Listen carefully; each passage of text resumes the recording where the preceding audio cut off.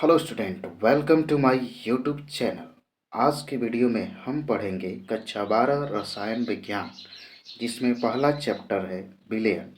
इस विलयन चैप्टर का यह दूसरा वीडियो। इससे पहले हमने बेसिक चीज़ें इस चैप्टर के समझ ली हैं।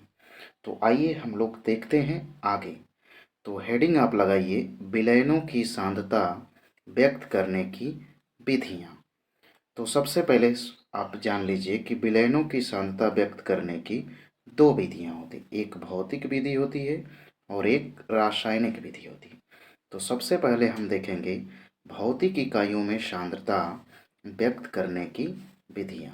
तो पहले ऊपर वाली हेडिंग लगाइए, उसमें फिर से हेडिंग लगाइए, भौतिक इकाइयों में सांद्रता व्यक्त करने की विधियां। यहाँ से क्वेश्चन बनना स्टार्ट हो जाते हैं आपके इस चैप्टर के। ठीक है। तो सबसे पहले आप हेडिंग लगाइए, इसमें विलयनों का भार प्रतिशतता, यानी विलयन का जो भार है वो प्रतिशतता में कैसे निकालेंगे।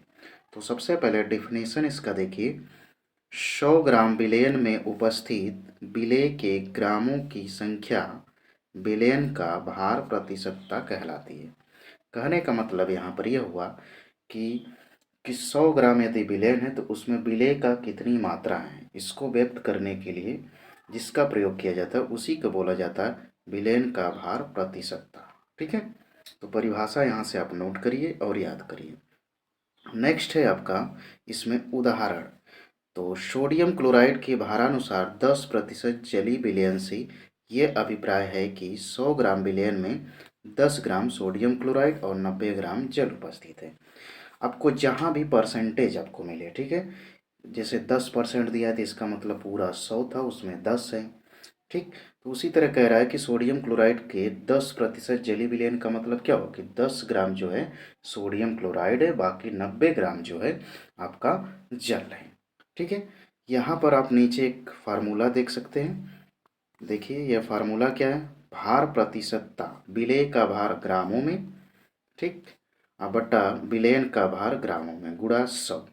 तो आपका निकल के आ जाएगा भार प्रतिशतता, यानी वेट बाई वेट। ठीक है।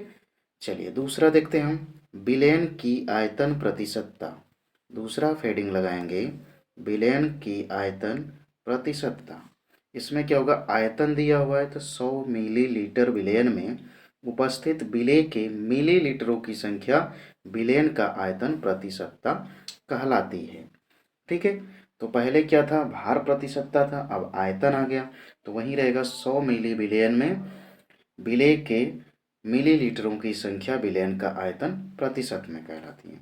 जैसे हम कह दें 25% एल्कोहलिक जलीय विलयन का क्या अभिप्राय है, तो आप बताएंगे कि 100 ml यदि विलयन है तो उसमें 25 ml जो है एल्कोहल है, बाकी 75% क्या हो गया, जल हो गया। तो वहीं यहाँ पर सेंटेंस लिखा हुआ है, आप इसी तरह से नोट्स बना लीजिएगा। ठीक है, यहाँ आप देख सकते हैं। ठीक है। तो दो चीज़ें हो गया, एक तो हो गया आपका विलयन का भार प्रतिशतता, दूसरा हो गया विलयन की आयतन प्रतिशतता। नेक्स्ट देखते हैं विलयन का भार आयतन प्रतिशतता। ठीक है, विलयन का भार आयतन प्रतिशतता, इसका मतलब क्या हुआ कि अगर 100 मिली विलयन है तो उसमें विलेय की कितनी मात्रा ग्रामों में है, यानी यहाँ पर लिखा ना भार, भार किसका होगा, वेट करेंगे तो ग्रामों में रहेगा, आयतन यानी लीटर में, इसको मापेंगे। तो यहाँ पर देखिए विलयन के 100 मिलीलीटर में विलेय के ग्रामों की संख्या विलयन का भार आयतन प्रतिशतता कहलाती है। इसका मतलब ये हुआ कि 100 मिली यदि विलयन है तो उसमें विलेय का कितना ग्राम घुला हुआ है, उसी को बताता है क्या, विलयन की भार आयतन प्रतिशतता। जैसे यहाँ पर देखिए उदाहरण में 0.5 ग्राम ग्लूकोज विलयन से क्या अभिप्राय है। यदि आपसे पूछ दिया कि 0.5 ग्राम ग्लूकोज विलयन यानी जलीय विलयन से क्या अभिप्राय है, तो आप बताएंगे कि जो विलयन है 100 मिली यदि विलयन है तो उसमें 0.5 ग्राम ग्लूकोज उसमें उपस्थित है। ठीक है। अब इसके लिए भी फार्मूला आप देख सकते हैं कि भार आयतन प्रतिशतता बराबर विलेय का भार ग्रामों में बटा विलयन का आयतन ml में गुणा 100 कर देंगे तो परसेंटेज निकल के आ जाएगा। ठीक है। जैसे कि पीछे वाले में, पीछे वाले को थोड़ा सा नहीं बताए, आप यहाँ से भी देख सकते हैं, आयतन प्रतिशतता विलेय का आयतन ml में, विलयन का आयतन ml में, यानी ml में दोनों रहेगा, यानी कि आपका V/V हो जाएगा। ठीक है, गुणा 100 कर देंगे। नेक्स्ट हम देखते हैं ppm में सांद्रता। ppm का मतलब होता है पार्ट्स पर मिलियन। ppm का मतलब पार्ट्स पर मिलियन। तो विलयन के 1 मिलियन ग्रामों में, 1 मिलियन मतलब 10 लाख ग्रामों में उपस्थित विलेय के ग्रामों की संख्या उसकी ppm में सांद्रता कहलाती है। जैसे प्रश्न आपसे कह दिया सोडियम क्लोराइड के 10 ppm विलयन से क्या अभिप्राय है, तो आप बताओगे कि 10 मिली यदि विलयन है, यानी 10 लाख कहेंगे, 10 नहीं 10 लाख, यानी 1 मिलियन यदि विलयन है तो उसमें 10 ग्राम क्या है, सोडियम क्लोराइड है। ओके, बात क्लियर हुई। अब यहाँ पे फार्मूला बन जाएगा आपका विलेय का भार ग्रामों में बटा विलयन का भार ग्रामों में गुणा 10⁶, यानी कि 10 लाख, या कह सकते हैं 1 मिलियन। ठीक है, नेक्स्ट देखते हैं हम। अब हमारा है विलयन की सांद्रता व्यक्त करने की रासायनिक विधि क्या है।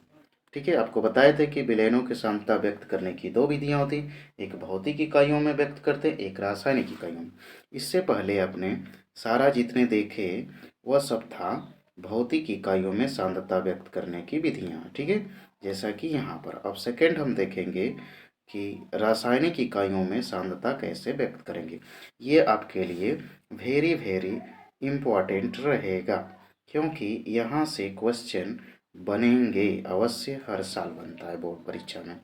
ठीक है, तो सबसे पहला हेडिंग आप लगाइए इसमें, विलयन की ग्राम प्रति लीटर में सांद्रता।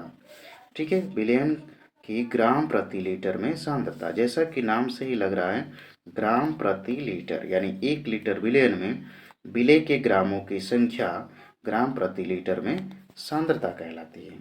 ठीक है, तो देख सकते हैं यहाँ पर विलयन के 1 लीटर में विलेय के ग्रामों की संख्या विलयन की ग्राम प्रति लीटर में सांद्रता कहलाती है।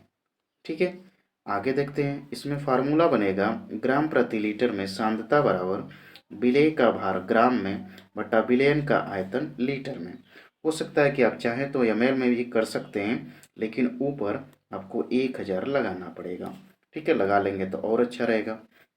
ठीक है, क्योंकि ज़्यादातर आयतन आपको मिलेंगे लीटर में, ml में ही मिलते हैं। ठीक है, चलिए आगे बढ़ते हैं हम लोग। नेक्स्ट हमारा है विलयन की नार्मलता। तो विलयन के 1 लीटर में विलेय के तुल्यांकों की संख्या विलयन की नार्मलता कहलाती है। अब ये हो गया परिभाषा कि विलयन के 1 लीटर में विलेय के तुल्यांकों की संख्या बताती है विलयन की नार्मलता। नहीं, कहने का मतलब ये हुआ कि 1 लीटर विलयन है, उसमें विलेय के कितने तुल्यांक की संख्या उपस्थित है। ठीक है, उसी को बोला जाता है नार्मलता। तो नार्मलता का सूत्र होगा विलेय का भार बटा तुल्यांकी भार बटा विलयन का आयतन लीटर में। यहाँ पर आप इस फार्मूला को थोड़ा सा मॉडिफाई और कर सकते हैं। विलेय का भार हम मान लेते हैं W, ठीक है, बटा तुल्यांकी भार को E कर देते हैं, आयतन को हम भी कर देते हैं, लीटर को हटा के हम यहाँ पर ml कर देते हैं और ऊपर 1000 से गुणा कर देते हैं। तो ये सूत्र बन जाएगा नार्मलता का। ये भी सूत्र आप याद रखेंगे। ठीक है, क्योंकि मैक्सिमम सवाल जो न्यूमेरिकल होते हैं वह इस पे हल हो जाते हैं। तो चलिए अब देखते हैं हम इस पे आधारित प्रश्न। यहाँ पे हम थोड़ा 1-2 प्रश्न केवल देखेंगे, बाकी प्रश्नों के लिए अलग से हम आंकिक प्रश्नों का वीडियो बना देंगे, उसमें डिटेल में और देख लिया जाएगा। जैसे कि देखिए यहाँ पे 4 ग्राम सोडियम हाइड्रोक्साइड को जल में घोलकर विलयन का कुल आयतन 250 ml कर दिया गया। विलयन की नार्मलता ज्ञात कीजिए। ठीक है, तो चलिए याद करते हैं हम लोग, ज्ञात करते हैं। तो देखिए दिया है W का मान आपको दिया है 4 ग्राम। ठीक है, और जल में घोलकर विलयन का कुल आयतन यानी भी आपको दिया है 250 ml। ठीक है, 250 ml। विलयन की नार्मलता यानी N आपको पता करना है। अब आपको तुल्यांकी भार चाहिए, तो E कैसे निकालेंगे, तो इसे देख लीजिए कैसे निकालेंगे E को। तो सबसे पहले सोडियम हाइड्रोक्साइड का अणु भार क्या होता है उसे लिख लीजिए। तो सोडियम हाइड्रोक्साइड का अणु भार होता है क्या बोलते हैं, NaOH पहले सूत्र देख लेते हैं। NaOH सूत्र होता है, इसका जब अणुभार निकालेंगे तो आएगा 40।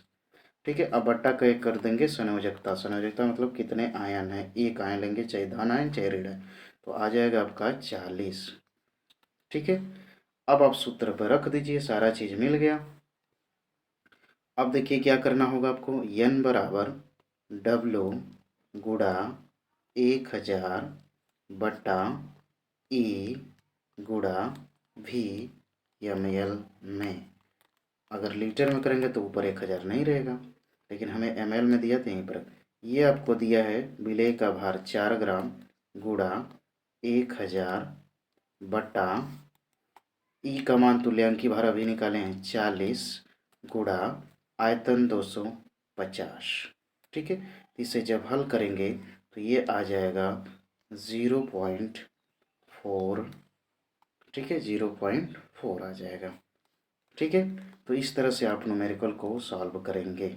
ठीक है, नेक्स्ट जो न्यूमेरिकल है उसे आप खुद करिएगा। जैसे कि 250 मिली N/10 सोडियम कार्बोनेट विलयन बनाने के लिए सोडियम कार्बोनेट की कितनी मात्रा की आवश्यकता होगी। तो यहाँ पे आपसे बोल रहा है W आपको ज्ञात करना है। दिया है आपको नॉर्मलता, कितना दिया है, 1/10। ठीक है, और सोडियम कार्बोनेट का सूत्र होगा Na2CO3। इसका जब तुल्यांकी भार निकालेंगे तो आएगा E बराबर 53। ठीक है, तुल्यांकी भार कैसे निकालते हैं, तो सबके परमाणु भार को जोड़ दीजिए। जोड़ने के बाद जितनी संयोजकता है, 2 प्लस आएगा 2 माइनस, तो 2 से भाग दे देना, तो आ जाएगा आपका 53। बाकी सारी चीज़ें रख लीजिएगा। यहाँ आयतन आपको दिया हुआ है 250 ml। ठीक है, नेक्स्ट हम चलते हैं मोलरता के पास। ठीक है, नेक्स्ट हेडिंग लगाएंगे मोलरता। विलयन के 1 लीटर में विलीन विलेय के मोलों की संख्या विलयन की मोलरता कहलाती है। ठीक है, तो 1 लीटर विलयन में कितना विलेय का मोल है उसी को व्यक्त करता है मोलरता। आप यहाँ से सूत्र लिख लीजिए, मोलरता कैपिटल M बराबर विलेय का भार बटा अणु भार गुणा विलयन का बटा विलयन का आयतन लीटर में। इसे आप फिर से मॉडिफाई कर सकते हैं, विलेय का भार को कर दीजिए W। ठीक है, गुणा यहाँ पर लीटर में दिया है तो ऊपर 1000 से गुणा कर दीजिए। ठीक, बटा अणु भार को हम M से दर्शाते हैं, और गुणा आयतन हो गया भी यहाँ पर ml इसलिए कर रहा हूँ क्योंकि ज़्यादातर क्वेश्चन आपको ml में मिलेंगे। ठीक है, तो अब चलिए देखते हैं इस पे सवाल। देखिए, अच्छा इस पर नहीं सवाल है क्या, देख लेता हूँ। चलिए इस पे सवाल नहीं है फिलहाल, आगे देख लिया जाएगा। चलिए मोललता देख लेते हैं। चलिए मोललता क्या होता है, 1 किलोग्राम विलायक में विलीन विलेय के मोलों की संख्या को विलयन की मोललता कहते हैं। थोड़ा सा कन्फ्यूजन एक होता है मोलरता और मोललता में। तो मोलरता में क्या होता है कि 1 लीटर विलयन में विलेय बताना है आपको। ठीक है, कि 1 लीटर विलयन में विलेय की मोलों की संख्या, और जबकि मोललता में बताना है कि 1 किलोग्राम विलायक में विलेय की मोलों की संख्या आपको पता करना है। ठीक है, तो चलिए देखते हैं। मोललता स्मॉल m होता है, इसका सूत्र होगा विलेय का भार बटा अणु भार बटा विलायक का भार। वो इसी तरह से सूत्र बनेगा, यानी W/M। ठीक है, और गुणा यहाँ पर ऊपर 1000 कर दीजिए, और बटा भी आयतन हो गया ml। यहाँ ml नहीं रहेगा, kg रहेगा, तो यहाँ ग्राम कर दीजिए क्योंकि ऊपर 1000 से हम गुणा कर चुके हैं आगे। ठीक है, तो अब देखिए इस पे सवाल है, एक लवण का अणु भार आपको दिया है M बराबर आपको दिया है 30। लवण की 3 ग्राम मात्रा यानी स्मॉल w बराबर दिया है 3 ग्राम। 250 ग्राम जल में यानी जल का जो यानी विलायक का जो आयतन दिया हुआ है यानी वजन कह सकते हैं चाहे भार कह सकते हैं 250 ग्राम। विलयन की मोललता ज्ञात कीजिए। तो मोललता बड़े आसानी से ज्ञात करेंगे, M बराबर विलेय का भार आपको दिया है 3 बटा अणु भार आपको दिया है 30 गुणे आपका विलायक का जो द्रव्यमान दिया है 250 ग्राम, और ऊपर है 1000, तो 1000 कर दीजिए। इसे काटिएगा, आंसर आएगा 0.4। इसका भी आ जाएगा, कितना आएगा 0.4 आ जाएगा। ठीक है, चलिए नेक्स्ट देखते हैं हम लोग। नेक्स्ट जो प्रश्न है दूसरा, आप इसे स्वयं करिएगा। ठीक है। सल्फ्यूरिक अम्ल के 16% जलीय विलयन का घनत्व 1.01094 ग्राम प्रति मिली है। ठीक है, तो मोलरता ज्ञात कीजिए। यहाँ पे मोलरता भी और मोललता दोनों ज्ञात करिएगा। यहाँ पे हमने आंसर लिख दिया, आप भी चेक कर लीजिएगा हल करके। ठीक है, नेक्स्ट है काफ़ी महत्वपूर्ण है, जो कि अगर पूछा जाएगा प्रश्न तो 4 नंबर में यहाँ से पूछा जाता है। मोल प्रभाज क्या होता है, या मोल अंश, जिसे अंग्रेजी में बोलते हैं मोल फ्रैक्शन। तो विलयन के किसी एक घटक के मोलों की संख्या और विलयन के कुल मोलों की संख्या के अनुपात को मोल प्रभाज कहते हैं। यानी विलयन में कोई भी घटक है, चाहे विलेय है चाहे विलायक है, उसके मोलों की संख्या बटा पूरा विलयन जो होगा उसके मोलों की संख्या कर देंगे तो मोल प्रभाज आ जाएगा। जैसे यदि विलेय का मोल प्रभाज कहेगा तो विलेय का मोल ले लेना बटा विलयन के मोलों की संख्या। विलयन में क्या होता है, विलेय प्लस विलायक, तो इसलिए दोनों लिखा गया विलेय प्लस विलायक। ठीक है, ऐसे ही विलायक का मोल प्रभाज चाहिए तो पहले ऊपर कर लीजिएगा विलायक का मोल और नीचे विलयन का मोल। ठीक है, अब इस पे सवाल करना होगा आपको। जैसे देखिए पहला प्रश्न हम बता देते हैं, दूसरा आप अपने से करिएगा। देखिए 900 ग्राम जल में, ठीक है, तो आपको क्या क्या चीज़ें दी है पहले इसको देख लीजिए। 900 ग्राम जल में तो H2O का भार, यानी यहाँ पर हम लिख देते हैं H2O का भार आपको दिया हुआ है। कितना दिया है, 900 ग्राम। ठीक है, क्या क्या करना है हम तरीका बता दे रहे हैं। और एसीटोन, एसीटोन का सूत्र लिख लेना, CH3COO, सॉरी COO नहीं रहेगा, COCH3। ठीक है, एसीटोन का। अब इसका भार कितना दिया है, 5.8 दिया है। ठीक है, विलयन में जल तथा एसीटोन के मोल प्रभाज ज्ञात कीजिए। तो सबके मोल की संख्या निकाल लेना। जैसे H2O का मोल क्या होता है, भार बटा अणु भार, तो H2O का यदि अणु भार निकालेंगे तो आएगा 18, एसीटोन का निकालेंगे तो आएगा 58। तो भाग देकर इसमें मोलों की संख्या ज्ञात कर लीजिएगा और दोनों का मोल प्रभाज पता कर लीजिएगा। आंसर हमने लिख दिया है, यहीं आएगा। बाकी दूसरा क्वेश्चन देख लीजिएगा। ठीक है, तो ये हुआ इस वीडियो में हमने देखा विलयनों की सांद्रता व्यक्त करने की विधियाँ, जिसमें हमने देखा भौतिक इकाइयों में सांद्रता व्यक्त करने की विधि और रासायनिक इकाइयों में। तो इस वीडियो में बस इतना ही। क्लास में अंत तक बने रहने के लिए आप सभी का बहुत बहुत धन्यवाद।